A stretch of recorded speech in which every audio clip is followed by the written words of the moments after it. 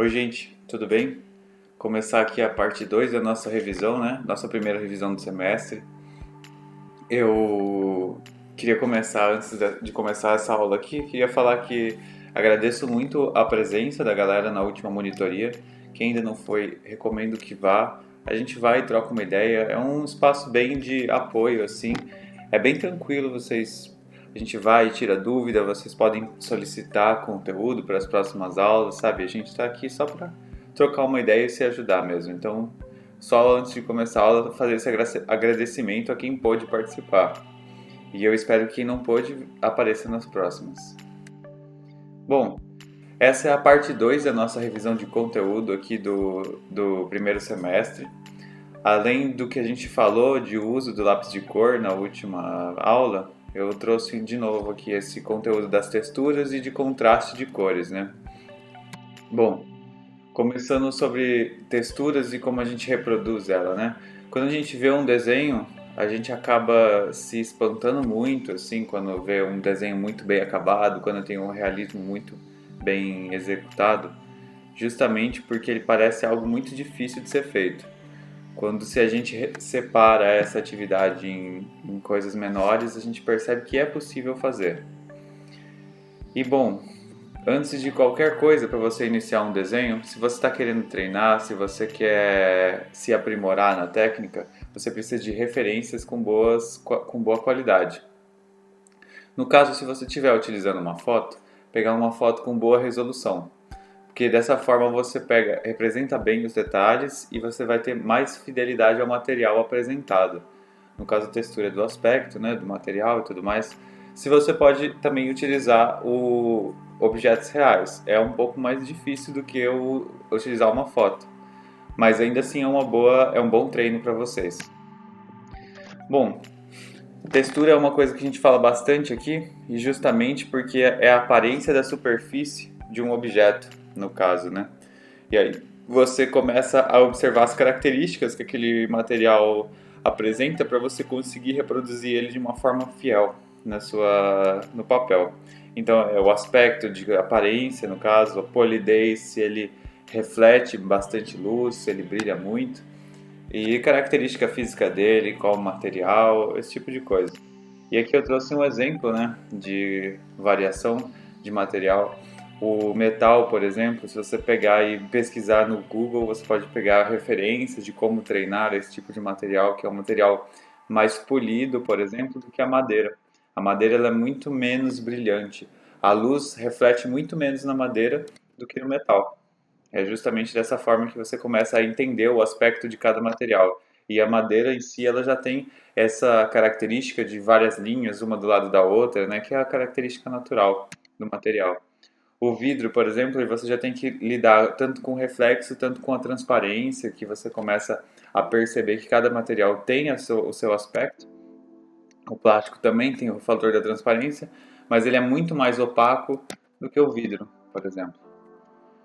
E aí você tem sempre que ter essa orientação, assim, o material ele brilha, entre parênteses, né? No caso, ele reflete. Ele possui alguma marca, se ele, tipo a madeira, que tem as marquinhas dela, os risquinhos que vão aparecendo, esses riscos que você podem ver, essas manchas. Ele é opaco, ou seja, a luz reflete muito, ele brilha, você consegue ver através dele, e o polido seria ver quanto ele reflete algo, assim. Por exemplo, esse vidro ele brilha entre parênteses, né? Ele reflete a luz mais do que esse metal, mesmo que o metal também seja um material que reflete luz. Aí, por exemplo, a madeira não reflete muita luz, o metal reflete. Então você meio que tenta sempre ter isso em mente, porque aí você utiliza isso para você conseguir saber o que você vai reproduzir. Se o seu material ele é muito polido, por exemplo, ele seria tipo o que reflete muito, então seria justamente um material com uma diferença de contrastes maiores, sabe? Seria uma coisa que seria mais visível. E aí a partir disso você consegue se orientar mais ou menos como você vai reproduzir. E bom, para você conseguir reproduzir detalhes, para ter um acabamento melhor, é justamente você reduzir a sua área de trabalho para pequenas áreas e fazer elas uma parte por vez. E isso vai te dar uma maior fidelidade na representação e aí você consegue reproduzir melhor os materiais. E como foi visto anteriormente, no semestre anterior do objeto real, se você se mexe na cadeira, se você altera a forma que você está olhando para um objeto, isso acaba interferindo no seu ponto de vista sobre o objeto, e aí isso pode acabar atrapalhando na hora da reprodução, porque o seu objeto ele pode ficar desalinhado, ele pode parecer meio torto, então seria justamente de você sentar para fazer uma parte e terminar ela do começo ao fim. Porque se você reduz as suas áreas de trabalho, você evita essas alterações indesejadas, né? Porque, por exemplo, um objeto que reflete muito, né, um objeto que é muito polido, ele reflete coisas do ambiente, sabe? Pessoas do ambiente. E aí se alguém levanta, isso alguém levanta para ir tomar água ou coisa do tipo, volta ou se mexe na cadeira, isso acaba já alterando um pouco seu objeto, né? Então, justamente por isso você precisa sentar para fazer cada parte e investir naquilo até o final. E também mudanças de luz, né? No caso vai ser uma luz artificial para a sala, né? Porque vai ser uma luz da sala e tudo mais. Se fosse uma luz natural seria um pouco mais complicado, porque ela vai mudando. Mas é justamente por isso. Reduz a sua área de trabalho em pequenas áreas. Aqui eu peguei de novo essa imagem do metal. E aí você não precisa falar, eu vou desenhar uma peça inteira, sabe? Você pode reduzir para quadrantes. Tipo, vou desenhar essa parte de baixo da peça, o centro daqui, esse detalhe, essa parte, essa junção, sabe? Justamente para que vocês possam entender o seu objeto, fazer ele do começo ao fim e manter uma congruência melhor, assim, entre as partes. Agora falando das cores, né?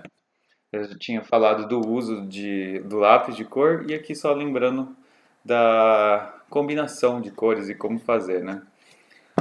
Começando trazendo as características de uma cor, que é justamente a matiz, a saturação e a luminosidade. A matiz seria a característica dessa cor, o que ela apresenta. A saturação é o quão viva essa cor tá, né? Tipo, quanto mais saturada uma cor, mais brilhante ela fica, como se fosse no sentido de uma cor mais viva ou mais próximo do preto e branco, do cinza, quanto menos saturada. E a luminosidade é quanto clara ou quão escura essa cor tá. Trouxe aqui um exemplo, né? Tipo, esse azul no começo, o azul com menos luminosidade e o azul com mais luminosidade. A saturação, aí por exemplo, do primeiro para o segundo, dá para ver que o segundo está um pouquinho mais forte e depois eu tirei toda a saturação, ele se torna uma coisa cinza. E a matiz seria justamente a característica de cada cor, né? Azul, amarelo, verde. Aqui eu também trouxe a importância da combinação das cores, ela se dá também para fazer um contraste. O verde e o vermelho são cores complementares, entendeu? Mas se você faz ele numa saturação e numa luminosidade muito próxima, o que acontece? Ele acaba se tornando cores muito próximas, principalmente em casos de daltonismo, assim, sabe? Que às vezes tem dificuldade de ver a diferença entre as duas cores. E aí, se você manda isso para o preto e branco, simplesmente desaparece. Isso é uma característica também da ilustração digital.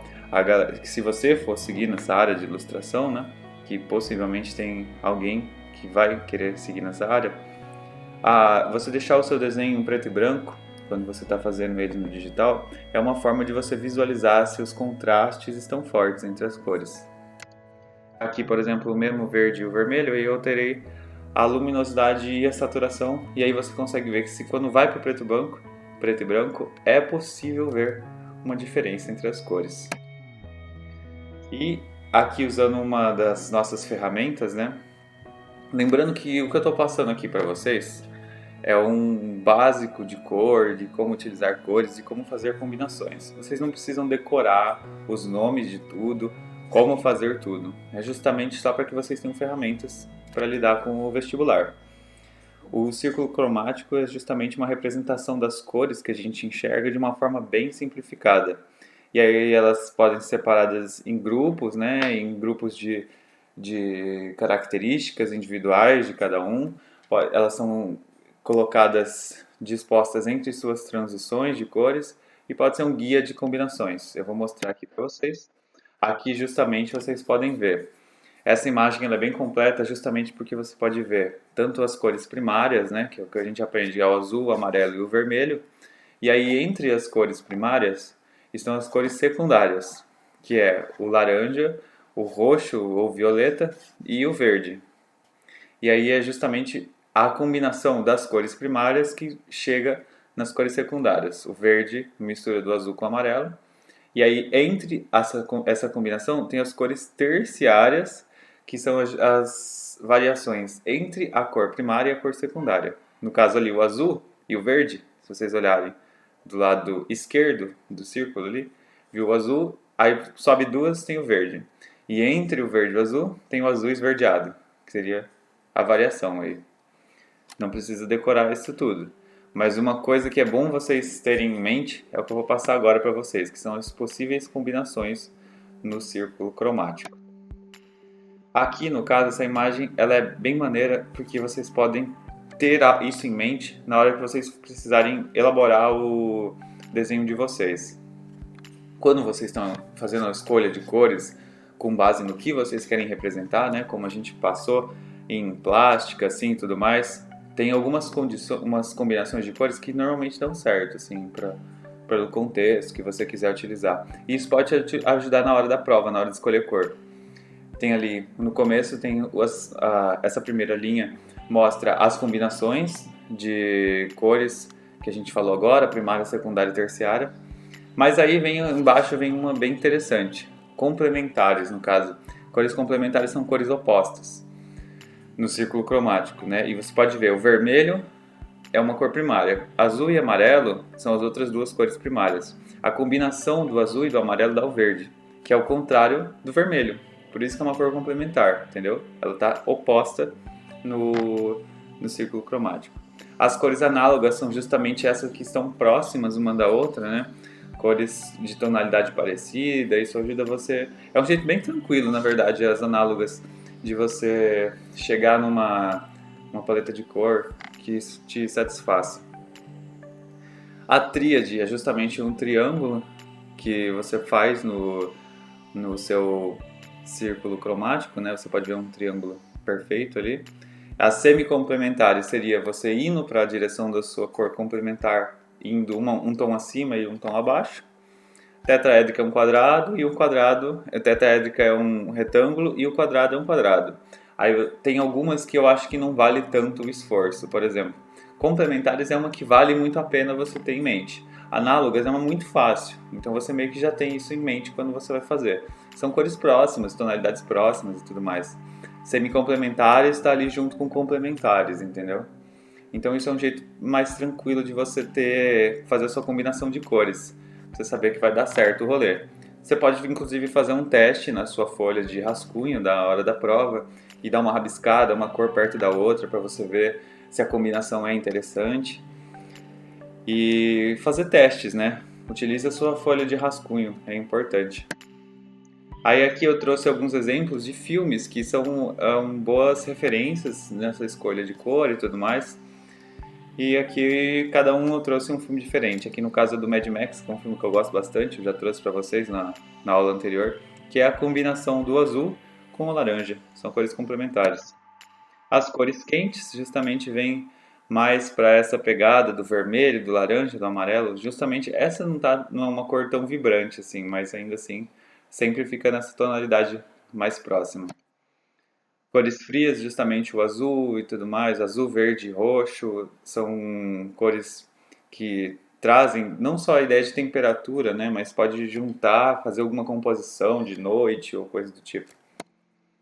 Cores análogas são as cores próximas, né, no caso tem o vermelho, o laranja, o amarelo, todos que estão ali, mais ou menos juntos. E também o que a gente falou do contraste das cores, também, além do rolê que eu tinha dito sobre a matiz lá, de você utilizar cores com saturação muito próxima, também tem essa parte da luminosidade, que é o quadrado. Esse quadrado que vocês veem em cada linha, ele é da mesma cor. Mas quando ele é disposto, uma cor é disposta junto ou muito próxima da outra, parece que às vezes altera a nossa percepção. Por exemplo, a primeira linha são só quadrados cinza, e esse quadrado cinza não altera nem a matiz, nem a saturação, nem a luminosidade. E isso parece que se altera justamente pelo o contraste que ele acaba fazendo. Aqui trouxe mais alguns exemplos, que é justamente que não é só a cor, mas onde você dispõe ela. Eu deixei disponível na aula anterior alguns sites e vocês podem utilizar, principalmente se vocês forem se vocês forem seguir carreira como ilustrador e tudo mais, ou essa área de design mais que vocês queiram trabalhar um pouco melhor as cores, são sites que podem ser boas ferramentas aí para vocês fazerem testes, aprender um pouco mais, ter um repertório um pouco maior. Aqui eu trouxe até esse print do Adobe Color, que lá você pode ver, tem paletas diferentes. Ali a primeira, por exemplo, já vem cores frias e até análogas, assim, no caso, né? São cores próximas. Tem cores quentes e tudo mais. Esse é um site bacana, assim, para você dar uma olhada. Não necessariamente só para a prova, principalmente se você for seguir nessa área artística, que você gosta de desenhar, ou até mesmo por hobby. Enfim, gente, muito obrigado pela atenção de vocês. Agradeço quem participou. A gente se vê na próxima aula. Ó, gente, eu decidi voltar aqui só para mostrar o funcionamento do site aqui, de um deles, do Adobe Color, que ele mostra um pouquinho mais disso. As cores análogas são justamente essas cores que são próximas uma da outra. Ó, você pode alterar, puxar, fazer da cor que você quiser, entendeu? Aí aqui do lado você pode ver algumas combinações. Tem o monocromático, no caso, que é uma cor só. A tríade, que é o triângulo que a gente foi mostrado, ó, você pode puxar, arrastar, deixar cores mais claras, mais escuras. Complementar são justamente os opostos aqui, como eu tinha mostrado para vocês. Sempre fica aqui em cima também a combinação. Dividir complementar, que seria o semi-complementares, que a gente apresentou. E ó, vocês podem pegar e fazer a combinação que vocês acharem mais interessante. E é isso, aqui tem algumas que eu não cheguei a apresentar para vocês, mas é justamente testes, ó, aqui é o quadrado. Aparece um X, né, mas é um quadrado, se você for ligar. Mas é isso, gente, eu espero que ajude vocês aí a fazer a paleta de vocês, se vocês forem seguir na área artística e queiram aprender um pouco mais sobre. É um site bem bacaninha para você brincar, não precisa fazer nem cadastro, é só chegar e usar. Valeu, gente!